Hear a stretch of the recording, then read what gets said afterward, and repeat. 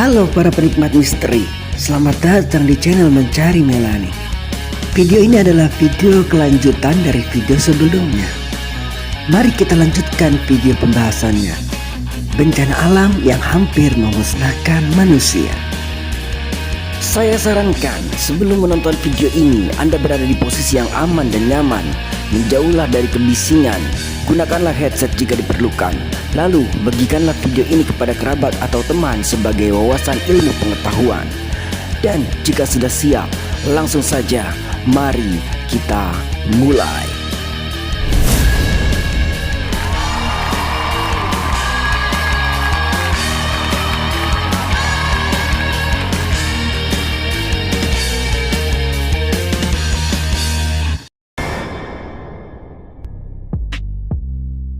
Bencana yang kelima, letusan Gunung Tambora pada tahun 1815 Masehi. Kekuatan letusan Tambora pada tanggal 10 sampai 12 April 1815 Masehi adalah yang terbesar yang pernah tercatat dalam sejarah. 4 kali lipat dari Amuk Krakatau pada tahun 1883 Masehi. Dan 10 kali lipat dari erupsi Gunung Pinatubo di Filipina pada 1991 Masehi. Letusan tersebut juga menjadi letusan vulkanis terbesar sejak letusan Taupo pada tahun 181 Masehi. Suara letusan tercatat terdengar hingga Pulau Sumatera lebih dari 2000 km ke arah barat. Hujan abu vulkanis terjadi di Kalimantan, Sulawesi, Jawa, dan Maluku.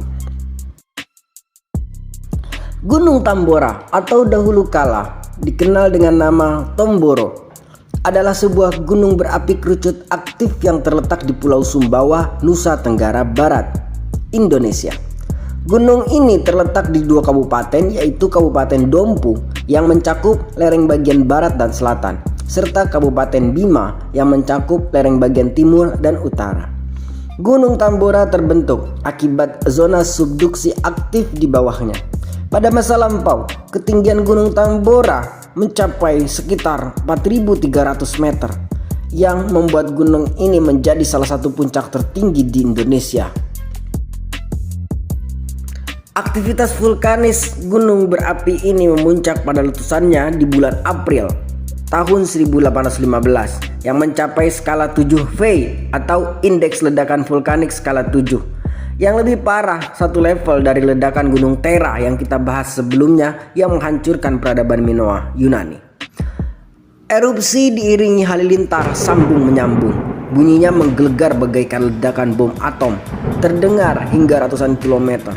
Sir Stamford Raffles, pendiri Singapura modern, bahkan mengira bunyi memekakan telinga itu berasal dari meriam tempur.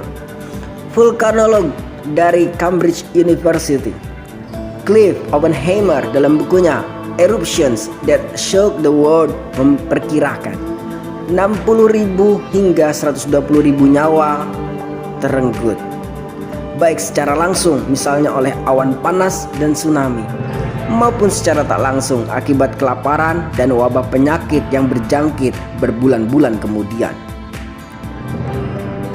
Letusan tersebut juga menyebabkan perubahan iklim dunia pada saat itu. Tahun berikutnya sering disebut sebagai tahun tanpa musim panas dengan adanya perubahan cuaca drastis di Amerika Utara dan Eropa akibat debu yang dihasilkan dari letusan. Peristiwa tersebut menyebabkan kegagalan panen dan kematian ternak massal yang pada gilirannya menyebabkan wabah kelaparan terburuk pada abad ke-19 di seluruh dunia. Dari 12.000 warga yang mendiami pinggang Tambora, nyaris seluruhnya binasa dalam sehari pada letusan pertamanya. Terempas abu vulkanik dan aliran piroklastik. Dari jumlah tersebut hanya 26 orang yang selamat. Untuk Pulau Sumbawa dan Lombok berkisar 92.000 orang. Mereka tewas karena berbagai penyakit dan kekurangan pangan. Erupsi Tambora juga berdampak global. Abu dan panas sulfur dioksida menyembur melubangi atmosfer. Suhu rata-rata global merosot 2 derajat Celcius atau sekitar 3 derajat Fahrenheit.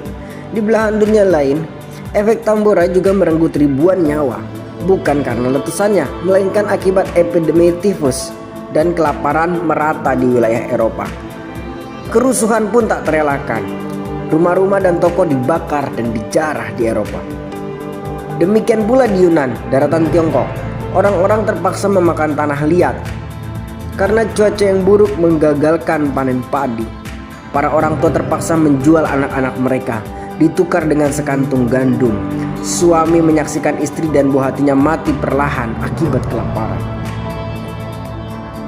Tambora bahkan mengubah peta sejarah pertempuran.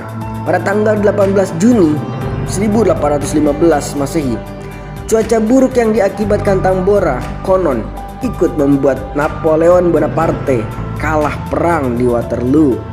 Hari terpedih dalam sejarah gilang gemilang sang kaisar Prancis. Kegelapan yang menyelimuti bumi menginspirasi novel-novel misteri legendaris, misalnya The Vampire karya Lord Byron dan The Frankenstein karya Mary Shelley. Oke, sampai sini dulu pembahasan kita kali ini. Isi kolom komentar jika kamu punya pendapat yang lain. Berikan kritik dan saranmu. Pencet tombol like dan bagikan kepada orang lain. Dan jangan lupa klik tombol subscribe-nya. Sampai jumpa di seri video selanjutnya. Dan terima kasih banyak.